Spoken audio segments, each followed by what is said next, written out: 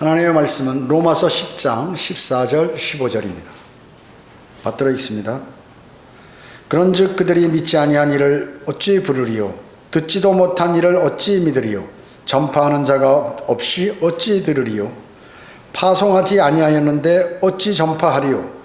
기록된 바와 같으니 화평의 복음을 전하며 좋은 일들의 기쁜 소식을 가져오는 자들의 발이 얼마나 아름다운가 라고 하셨느니라, 이렇게 말씀하셨습니다.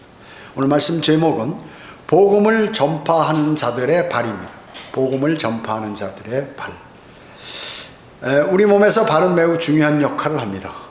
제가 한번 다리를 이렇게 삐어봤는데 인대가 늘어나니까 몇 달 동안 고생을 해요. 바른 걸음을 걸을 수도 없고 뛰지를 못하는 거예요. 뛰는 사람 보면 너무나 부러웠어요. 야, 이게 내 평소에 몰랐는데 이렇게 발이 중요하구나 하는 것을 알게 되었죠. 발은 서 있거나 걸을 때 몸을 지탱해 주죠. 그래서 이동시에는 이동시 가해지는 그러한 충격이라든지 압박, 무게 이런 것들을 다 발이 흡수를 하게 됩니다. 발목을 보면 가는데 이 몸이 더 큰데 그 발이 그것을 전부 견뎌내고 있다 하는 것이죠. 그리고 한 발은 이 한쪽 발은 26개의 뼈로 구성되어 있습니다. 뼈가 26개, 대단히 많죠. 그 중에서 19개의 근육과 힘줄이 있고 또 13개의 하지 힘줄들과 이렇게 연결되어 있다는 것이죠. 그래서 아주 세심해, 손도 마찬가지지만 발도 근육이나 이런 것들이 아주 세밀하게 이렇게 되어 있는 것이고 중요한 것입니다. 그래서 32개의 근육과 힘줄이 발에 모두가 연결돼 가지고 하나만 잘못돼도 이렇게 제대로 걷기가 어려운 그러한 상태입니다. 그뿐만 아니라 인대는 107개나 있다고 합니다. 그래서 발이 아프거나 잘못되면 몸의 균형이 깨어질 수 있어요. 제가 이렇게 걸으면서 보면 이 다리를, 무릎이나 발목이 약화된 사람들이 대단히 많아요. 또 이 뇌졸중, 풍을 앓아 가지고 이렇게 손과 한쪽 다리에 이렇게 힘들어가면서 운동하는 것을 제가 많이 본 적이 있는데요. 아무튼 몸의 균형이 깨져서 잘 걷기가 어려워요. 그러다 보니까 다른 기관들하고 영향을 끼쳐서 다른 기관에 영향을 끼쳐서 다른 데도 나빠지는 것이에요. 신체 부위 중 가장 충격을 많이 받고 또 햇볕은 가장 적게 받습니다. 발이요. 그렇기 때문에 이 발이 상당히 사실은 고생하는 거예요. 여러분을 위해서 고생하는 것입니다. 오늘 본문은 그리스도의 발이 아름다운 발에 대한 칭찬인 것이죠. 발이 아름다워. 복음을 전하는 그리스도인의 발이 너무나 아름답다는 것이죠. 그러면 성경에 기록된 발에 대한 말씀을 드리도록 하겠습니다. 첫째로, 여러분은 반석 위에 세워진 사람들입니다. 반석 위에. 시편 40편 2절에 보면 그가 나를 무서운 구덩이와 진흙 수렁에서 끌어내시어 내 발을 반석 위에 세우시고 내 걸음을 견고히 세우셨도다. 자, 교리상으로 이것은 예수 그리스도에 관한 예언이죠. 예언인 것이에요. 영적으로 우리가 적용하면 세상의 구덩이와 심판의 수렁에서 우리를 끌어내셔서 반석이신 주 예수 그리스도 위에 우리를 세우셨다 하는 그러한 말씀, 즉 구원을 해주셨다 하는 그러한 말씀이죠. 그래서 무서운 구덩이와 진흙 수렁에서 우리를 끌어내셨다는 것이죠. 여러분, 진흙 수렁 보셨어요? 맹수인 사자, 곰들 수렁에 한번 빠지면 꼼짝을 못하는 거예요. 움직이면 움직일수록 밑으로 빠지죠. 진흙이 이렇게 질컥질컥하게 있는 그러한 것에 만약에 그 수렁의 깊이가 깊다면 전부 죽어버리는 거죠. 아무리 나오려고 해도 나올 수가 없는 것이에요. 그래서 바로 이 구덩이와 진흙 수렁에서 우리를 구하셨다. 우리 발을 주님의 반석 위에 이렇게 세우시고 우리의 걸음을 견고히 하신다. 주님께서 우리가 걸을 때마다 수렁이를 걸어도 거기에 튼튼한 반석을 두어서 그 반석을 밟고 앞으로 가도록 그렇게 하신다는 말씀이죠. 여러분이 세상에 있다면, 여러분이 만약에 세상적으로 살다면 여러분은 어리석은 사람이죠. 왜냐하면 앞을 못 보기 때문에 그렇습니다. 성령 충만한 가운데 여러분이 주님하고 사신다면, 교제를 하신다면 주님께서 이렇게 반석을 착착착착 놓아두시는데 이 사람은 자기가 찾아서 그 반석이나 단단한 곳을 찾아서 가려고 하는 사람. 너무나 힘들죠. 우리가 어떻습니까? 성령 충만한 삶을 살아가는데 그리스도인이 믿음 생활하는데 성령 충만하지 않으면 대단히 어려워요. 힘들어. 우리가 차 시동을 걸면 그대로 이렇게 갈 수가 있잖아. 악셀 밟고 이렇게 기아 변속해서 악셀을 밟으면 쭉 앞으로 나가 쉽게. 그런데 이것을 우리가 내려서 끌으려면 힘든 것과 같이 여러분이 그리스도인으로서 육신적인 삶을 산다면 모든 것이 힘들어 버립니다. 그래서 여러분이 고린도전서 3장 11절에서 뭐라고 하셨냐면, 여러분들에게 이 닦아놓은 기초 위에 아무도 다른 기초를 놓을 수 없나니 이 기초는 예수 그리스도시라, 이렇게 말씀하셨습니다. 이 기초 위에다가 여러분이 금이나 은이나 보석이나 나무나 집이나 구루토기로 여러분은 지금 집을 짓고 계시는 것이에요. 여러분이 사실 집을 짓고 영적인 집을 지어가고 있는 것이죠.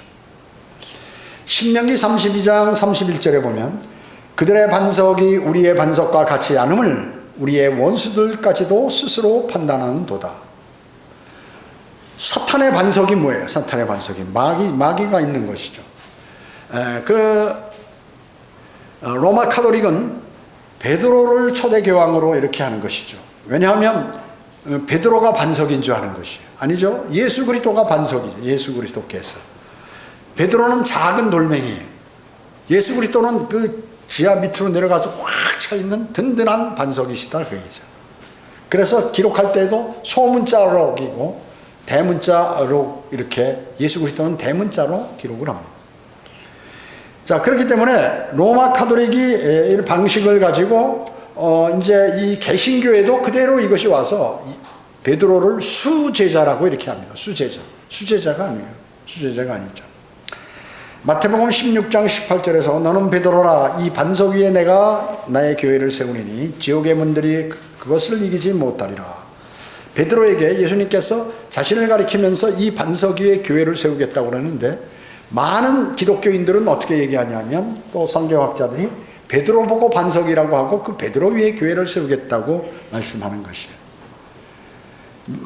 예수님께서 만약에 그 로마 카톨릭 같이 베드로를 반석으로 된 그 베드로 위에 교회가 세워졌다고 그러면 로마 카톨릭은 100% 사탄이에요. 역시 사탄이죠. 왜냐? 마태복음 16장 18절에 너는 베드로라, 그리고 이 반석 위에 내가 나의 교회를 세우리라, 지옥의 문들이 그것을 이기지 못하리라, 이렇게 말씀하셨습니다.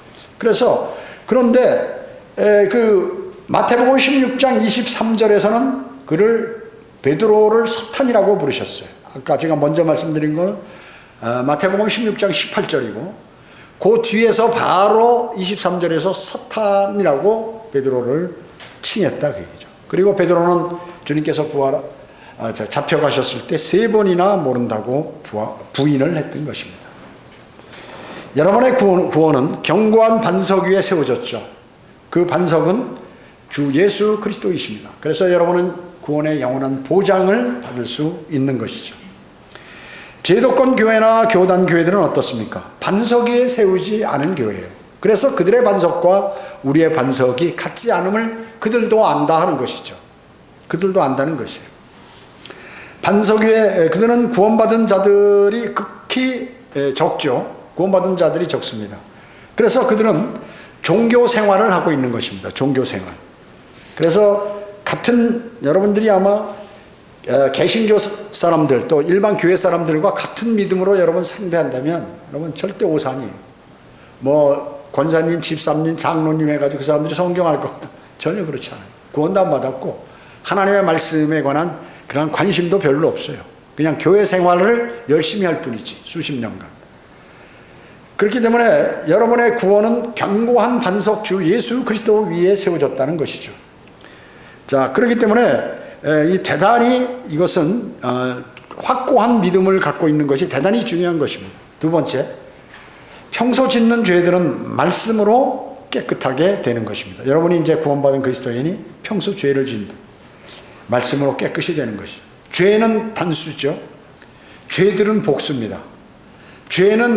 단수 죄는 인류 조상으로부터 온 그 죄들은 제거가 되는 것이에요. 그래서 여러분이 복음을 전할 때 죄가 물론 그런 구절도 있어요. 죄가 용서됐다. 그런 의미인데 그 의미는 바로 제거가 돼 파버렸다 그 얘기죠.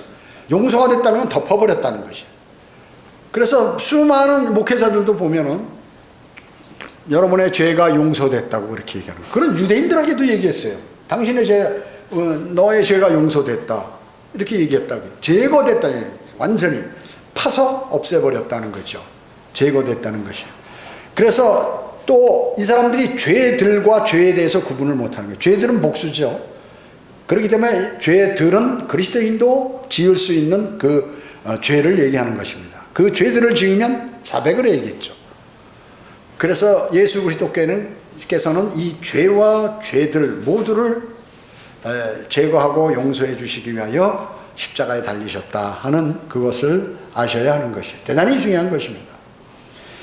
죄들인지 어떻게 알 수 있는가? 말씀을 보면 알 수가 있는 것이죠. 요한복음 13장 10절에서 예수께서 그에게 말씀하시기를 이미 목욕한 사람은 발밖에 씻을 필요가 없으니 그는 온몸이 깨끗함이라. 너희가 깨끗하나 다 그런 것은 아니니라. 제자들 보고 다 깨끗하나 그런 건 아니다. 유다 이스카리옷을 보고 하신 말씀이에요. 유다 이스카리옷을 보고. 자, 구원은 어떻습니까? 단번에 받죠. 단번에. 교육을 시켜서 몇 주간 교육을 시켜서 그 사람을 죄인으로 만들고 뭐 심판도 설명하고 이래서 구원을 받는 것이 아니라 그 자리에서 죄와 심판과 십자가 보혈 그리고 지옥의 형벌 이런 것들을 얘기해서 영접하도록 하는 것이죠. 단순하다 그 얘기죠. 그 자리에서. 그래서 구원이 조금씩 점진적으로 이루어진다고 주장하는 것은 이게 뭐냐면 이것이 바로 행위 구원입니다. 아, 내가 열심히 노력해서 구원이 차츰차츰 구원에 다가간다. 이런 말은 성경에 전혀 없어요. 전혀 없습니다. 구원받은 사람은 또 구원받을 필요도 없죠. 필요가 없는 것입니다. 구원받은 사람이 이 죄를 지으면 어떻게 해요? 죄를 지으면 그 발이 더러워진 자이기 때문에 목욕을 다 하는 게 아니라 주님께서 비유로 말씀하신 것처럼 팔만 씻으면 된다 그 얘기죠. 물로 말씀의 물로 씻어낸다는 것이에요. 에베소서 5장 26절은 이는 그가 교회를 말씀에 의한 물로 씻어 거룩하게 하시고 깨끗하게 하사 이렇게 말씀하셨습니다. 교회를 누구를요? 교회를 말씀의 물로 씻는다고 그랬어요. 구원받지 않은 사람이 아니라 구원받은 사람 교회를 말씀에 의한 물로 씻는다. 그러니까 물 하니까 요한복음 3장 5절에 주님께서 물과 성령으로 거듭나지 않으면 하나님 나라에 들어갈 수 없느니라 이렇게 또 볼 수 없느니라 이렇게 말씀하니까 물은 말씀이다 또 이렇게 얘기를 한다 그 얘기죠. 그래서 에베소서 5장 26절에서 하시는 말씀과 요한복음 3장 5절에서 하는 그 물하고는 틀린 거예요. 뭐예요? 그건 어머니 뱃속에서 나오는 양수가 터지면서 즉 육신적인 출생이 물로 태어나는 것이다. 그 한 번 태어났으면 예수 그리스도를 영접하면 성령께서 내 안에 들어와서 내 죽은 영을 살리기 때문에 성령으로 거듭나게 된다. 죽은 영이요. 그 살리는 것은 영이라고 그러죠. 성령께서 들어오셔서 내 영을 살리는 것이에요. 그렇기 때문에 이제 발을 씻어야 되는데 다 그런 것은 아니라고 얘기하면서 유다 이스카리옷을 지칭하죠. 왜? 그는 마귀이기 때문에 그런 것입니다. 그 앞으로 목욕할 그 유다 이스카리옷은 목욕할 위인도 아니에요. 주님을 받아들이지 않는 게 마귀이기 때문에 그런 것입니다. 어떤 사람들이 그래요. 유다 이스카리옷이 구원 받았습니까? 안 받았습니까? 아, 그 사람 복음도 전하고 예수님 왕국 복음도 전하고 뭐 다 이렇게 했는데 구원 안 받았을까요? 구원 안 받았어요. 구원 안 받아도 복음을 다 전할 수 있다. 복음은 하나님의 말씀을 전달하는 거기 때문에 복음을 전할 수 있다 하는 것이죠. 마귀는 여러분의 계속 더러운 가운데 있기를 원해요. 여러분들 더러운 가운데 있기를 원하는 것입니다. 그래서 말씀의 물로 여러분들이 매일 씻으면 영적으로 어떻게 됩니까? 성장하게 되는 것이요. 여러분이 영적으로 성장하는 것은 하지 못하는 것은 말씀의 물로 자신의 때를 매일매일 씻어내지 않기 때문에 그런 것이에요. 말씀을 묵상해서 씻어내야 되는데 그걸 못한다. 때가 더덕더덕 붙어 있는 거죠. 구원은 받았어도 때가 더덕더덕 붙어 있는 것이에요. 그래서 말씀의 물로 매일 씻으면 이제 그 말씀을 매일 묵상하면 이제 성도가 또 기도로 교제하고 하면 성장을 하게 되는 것입니다. 그 성장시키는 것은 누가 시키나요? 목사가 시키나요? 아니. 어떤 사람은 목사님 왜 그런 거 얘기 안 해줘서 저 성장시키지 않았습니까? 이런 말 하지 마세요. 성장시키는 것은 주님께서 성장시키는 것이에요. 구원의 복음을 전하고 이렇게 그 지역교회에서 설교하고 하나님의 말씀을 공부하고 가리키고 하지만 그 사람이 선택을 하고 또 그 사람이 받아들여야 되고 실행을 해야 되는 것이에요. 그렇기 때문에 그 사람이 주님과의 관계 속에 자라게 하시는 분은 주님이시다 그 얘기죠. 못 자란 건 주님과의 관계가 제대로 안 돼 있기 때문에 주님께서 자라도록 하지 않은 것이에요. 그래서 5년, 10년, 15년, 20년 다녀도 성경을 모르는 것은 바로 그렇기 때문에 그런 것이 나오는 것입니다. 구약 제사장이 있었죠. 예. 그 아론과 그의 아들들이 이제 제사장이 되었을 때 온몸을 씻어야 됐어요. 제사장이 되면 다 이제 처음에 그러나 그들은 매일 이런 그 섬길 때에는 그들의 손과 발만 이렇게 씻어버렸다 그 얘기죠. 그래가지고 영적으로 그리스도인의 그 행보는 뭐예요? 이건 지금 영적으로 구원이 아니죠. 말씀의 물로 씻는 것은 매일매일 영적으로 우리가 자라가기 위한 말씀을 먹는 것이다 그 얘기죠. 씻기도 하고 먹기도 하는 것이다 하는 것입니다. 여러분은 말씀의 물로 자신을 매일 씻고 있습니까? 그렇게 하셔야 합니다. 세 번째, 주님의 능력으로 여러분의 발을 지키실 것입니다. 주님의 능력으로 여러분의 발을 지키실 것입니다. 사무엘 3장 2장 9절에 보면 주께서는 주의 성도들의 발을 지키실 것이며 악인들은 흑암 속에서 조용히 질 것이니 힘으로 주를 이길 사람이 없음이라 이렇게 말씀하고 계세요. 예, 여러분들의 발을 주님께서 인도하신다 하는 것이죠. 그렇기 때문에 여러분의 발을 지키는 것은 지키실 것이다 하는 것은 뭐예요? 여러분이 실족하는 것, 넘어지는 것, 또 패배하는 것, 타락하는 것, 그것을 막으신다. 어떨 때? 주님하고 교제가 충분하고 말씀의 물로 매일 자신을 씻고 교제를 하게 되면 그렇게 된다는 것이죠. 스가랴 4장 6절에 보면 힘으로도 아니요 능력으로도 아니며 오직 나의 영에 의해서니라. 자신의 어떤 노력으로 그걸 지키려고 하고 뭐 하는 것이 안 돼. 그 주 성령께서 나를 도우시고 그렇게 인도하도록 성령께 맡겨드리는 것이 대단히 중요한 것입니다. 성경의 모든 전쟁은 어떻습니까? 전쟁이 일어나죠. 그 전사이신 주님께서 그 전쟁을 주관하셨어요. 모든 전쟁은. 그런데 그들이 주님께 의뢰하지 않고 자기들 멋대로 병력수가 적거나 힘이 약한 그러한 나라와 전쟁을 하게 되면 뭐 주님께 강구를 드리지 않고 자신들이 공격하다가 큰 낭패를 당한 적이 많이 있다 그러죠. 아이성을 공격할 때도 그랬어요.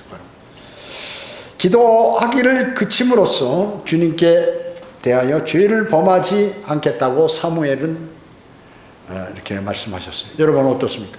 여러분이 주님과 교제를 안 하면 주님께 죄를 짓는 것이에요. 왜냐? 성도로서 매일 주님하고 교제를 갖고 말씀의 물로 씻어야 되는데 그 일을 안 하기 때문에 이제 때가 더덕더덕 붙어서 사탄이 달라붙어 마귀가 달라붙어서 그 사람의 모르는 길을 인도하게 된다 그 얘기죠. 네 번째로 화평을 발에 신고 전투에 투입된 군사이다 하는 것입니다. 그리스도인은 화평을 발에 신고 전투에 투입된 군사인 것입니다.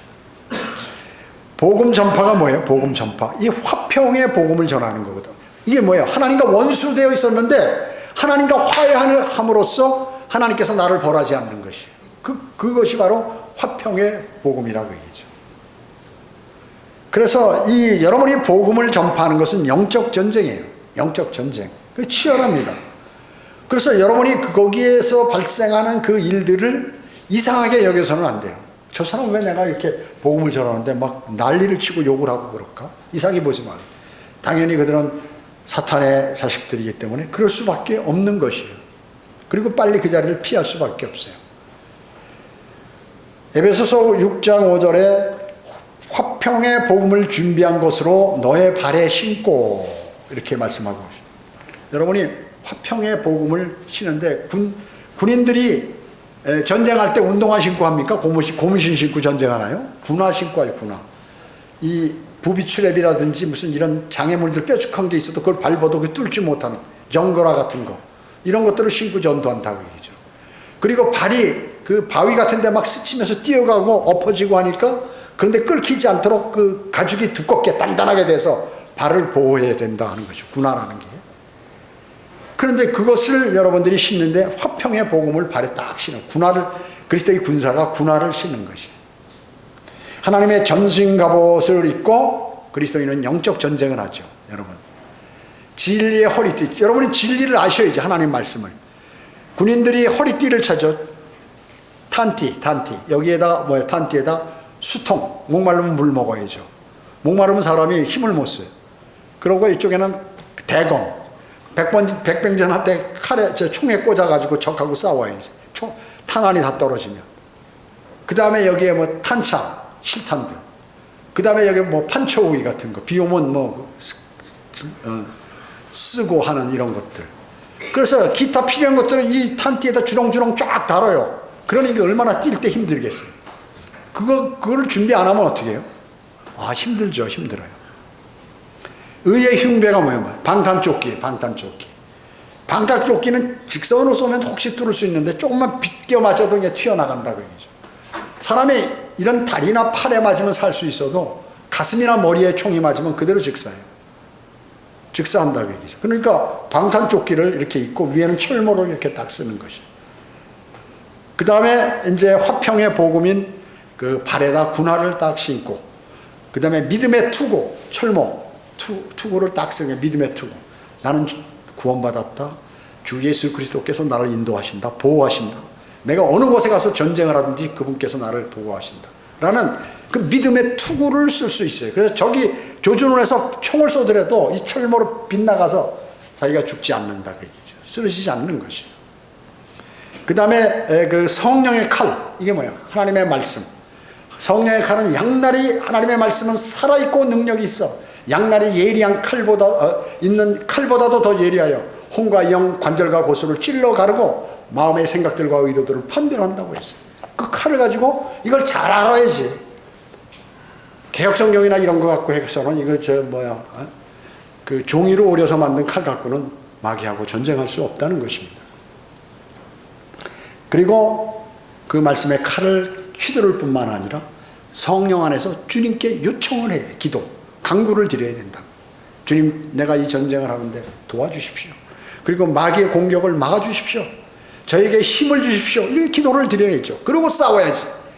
그래서 무장을 다 하고 하나님의 전신 갑옷을 딱 입고서 기도까지 마치고 전쟁에 투입돼서 해야 눈을 똑바로 뜨고 적에게 죽지 않고 내가 적을 죽이게 되는 거예요.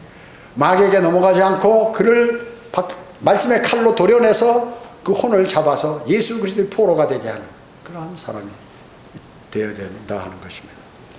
로마서 10장 15절 오늘 본문에서 화평의 복음을 전하며 좋은 일들에 기쁜 소식을 가져오는 자들의 발이 얼마나 아름다운가. 복음을 전파하고 돌아오는 그 사람의 발을 볼 때 하나님께서는 너무나 아름답다고 하는 것이에요. 그 발이 뭐 여러 가지 습진도 있고 뭐 괴로워하고 그런 거 따지지 않고 그 발이 아름답다 하는 것이에요. 아름답다고.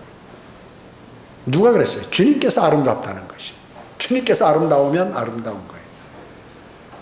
자, 그렇기 때문에 하나님과 죄인들 간에 여러분들이 화평을 하도록 그렇게 만들어서 그 사람을 영원한 생명으로 인도하는 것입니다. 그래서 아름다운 발은 전도지를 들고 구령을 하는 것이고 거리 설교하는 형제들 모두가 아름다운 발을 갖고 있는, 주님께서 너무 좋아하시는 발이다 하는 것입니다.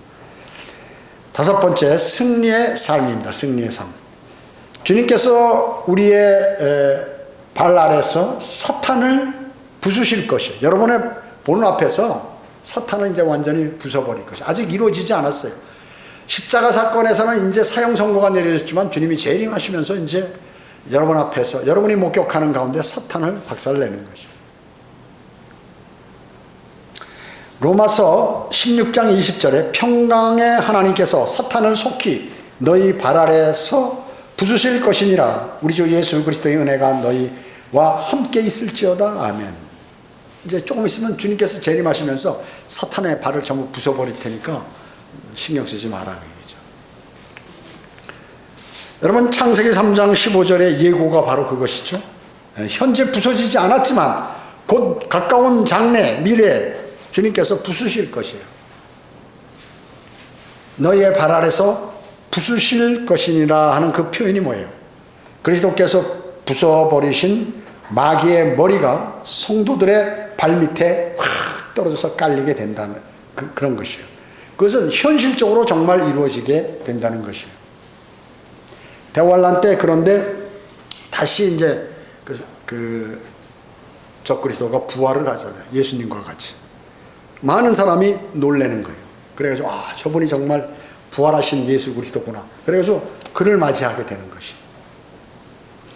시편 68편 21절에 보면 그러나 하나님께서는 그의 원수들의 머리를 상하게 하시리니 여전히 자기 죄가를 행하는 자의 정수리에 하시리라.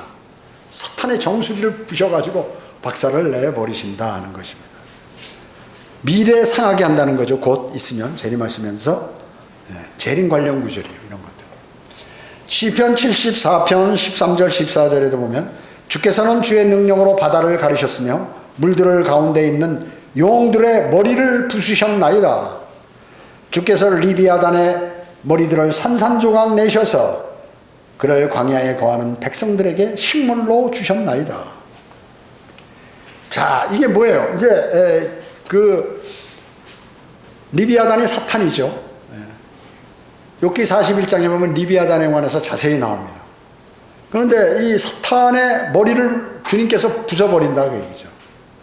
그래가지고 이제 조각 내셔서 광야에 거하는 이 셀라페트라에 거하는 그 사람, 피신한 유대인들에게 만나로 내려서 먹게 하신다 그 얘기죠. 그 말씀을 식물로 주셨나이다 이렇게 하는 것입니다. 주님께서는 어떤 것으로도 먹을 걸로 만들 수 있으신 분이니까요. 요한계시록 12장 3절에 커다란 붉은 용을 언급하는 것이에요. 이 붉은 용이 지금 어디에 있어요? 이 우주를 떠다니는 것이에요. 둘째 하늘과 셋째 하늘에 있는 거대한 물층에도 이렇게 떠다니는 거예요. 그게 왜 붉은 용이에요? 예수 그리스도의 보혈이 그 거대한 물층에 다 뿌려졌기 때문에 붉은색이 됐는데 그 안에서 놀다가 염색된 거예요. 그러니까 마귀가 거기에서 놀면서 이렇게 물들 가운데 있는 용들의 머리를 부숴버리게. 머리가 7개죠. 7개. 그 중에 하나가 이제 부서지게 되는 것입니다. 자, 그래서 그 머리를 부숴서 피신한 유대인들에게 만나로 주신다는 것이에요.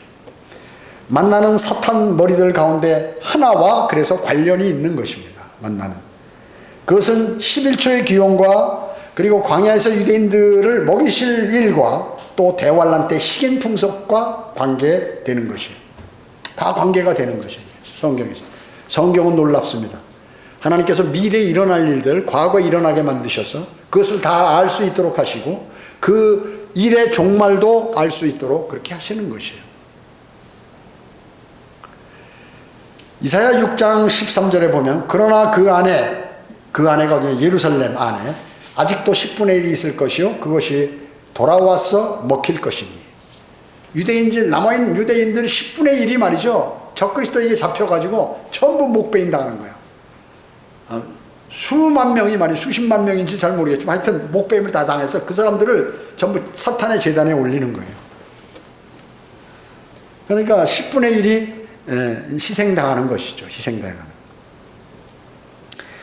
대환란 기간에는 예루살렘에 있는 유대인들이 제단에 희생제물로 드려지고 사람 고기를 그들은 먹게 되는 것입니다. 시편 16편 4절과 미카서 3장 4절, 스가랴 13장 8절, 그리고 요한계시록 6장 9절에서 11절에 모두 그 내용이 나와 있어요. 그 숫자는 이스라엘 백성의 10분의 1이 될 것이라고 성경은 말씀하고 있습니다. 그렇게 왜 그럴까요? 주님을 영접하지 않은 죄로 그렇게 희생당하는 것이. 그리고 나머지 살리는 것이. 자, 구약의 11조가 왜 먹는 것과 관련이 있는 이유가 바로 이것이라고 말씀하고 있는 것이죠. 여러분 시스라 잘 아시죠?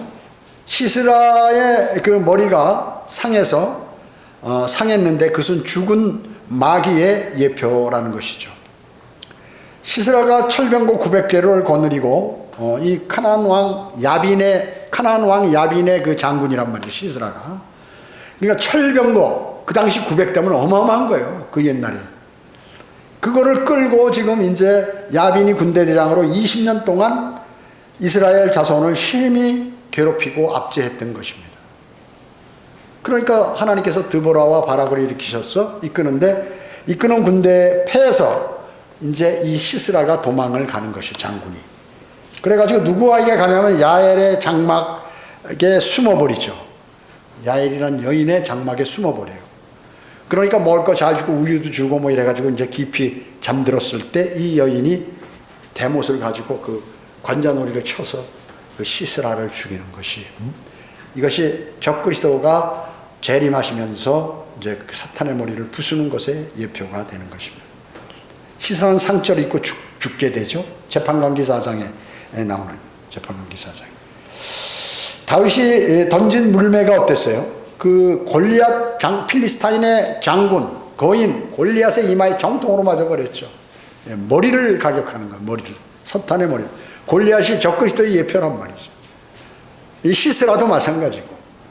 그랬을 때 머리가 부서져서 죽게 되고, 그거를 다윗이 어린 다윗이 쫓아가서 그 골리앗의 칼을 빼가지고 그 머리를 잘라버리는, 사탄의 머리를 잘라버려요. 이것은 마귀의 예표되는 그러한 인물이거든요. 골리앗이. 역시 전부 머리가 상했어요. 그래서 이 구약시대의 성경 중에 사탄은 주님께서 재림하실 때 그의 머리를 상하게 한다는 것을 전부 아는 것이죠. 눈도 하나 애꾸고, 그 다음에 팔 하나도 못 쓰고 말씀의 칼로 쟀기 때문에 적그리스도가 그런 사람이 온다 그 얘기죠. 여러분은 어떻습니까? 여러분은 지금 반석 위에 세워진 사람들입니다. 반석 위에. 그 반석은 누구? 주 예수 그리스도예요. 든든하다. 베드로가 아니에요. 예수 그리스도시라. 평소에 짓는 죄도 여러분은 말씀의 물로 매일매일 씻어낼 수 있습니다. 얼마나 좋습니까? 그걸 게을리하면 여러분이 징계를 받게 되잖아요. 그 부지런하게 하셔야 돼요. 그리고 주님의 능력으로 여러분의 발을 지키실 것이라고 말씀하셨죠. 성경에서. 그리고 화평의 발에 신고 전투에 여러분은 화평의 발에 구두를 신고 여러분은 지금 전투에 투입이 되는 것입니다. 그것이 바로 복음 전파예요. 여러분 영적 전쟁을 치르러 가시는 것이죠. 그러면 나중에 어떻게 될까요? 승리의 삶을 살 수 있다고 주님께서 말씀하고 계세요. 여러분은 매일매일의 삶을, 승리의 삶을 살아야 돼요. 왜냐하면 주님과 성령 충만한 가운데 교제하며 하나님의 말씀의 물로 씻어내고, 또 잘못된 거 있으면 주님께 자백하고, 그리고 주님의 도우심을 요청하고, 모든 것을 주님 위주로, 첫째 사랑한다 주님을 위주로 살아갈 때 여러분은 주님으로부터 도움을 받을 수 있어요. 여러분에게 서열을 두 번째로 주님을 놓으면 여러분들은 도움을 받을 수 없습니다. 여러분 마음의 보좌에 주님을 여러분은 모셔놓고 늘 교제하시기를 주님은 원하시는 것입니다. 기도하겠습니다. 주님 감사합니다. 저희들 오늘 위대하신 말씀을 마음속에 담았습니다. 이 말씀을 거저 흘려버리는 것이 아니라 하나님의 말씀을 마음속에 새기고 그 말씀대로 실천함으로 주님께 영광 돌리는 삶을 살아가도록 주님 도와주시길 원합니다. 이제 경배를 마치고 모두 돌아갑니다. 주님께서 가는 발걸음 지켜주십시오. 주 예수 그리스도의 이름으로 기도드립니다. 아멘.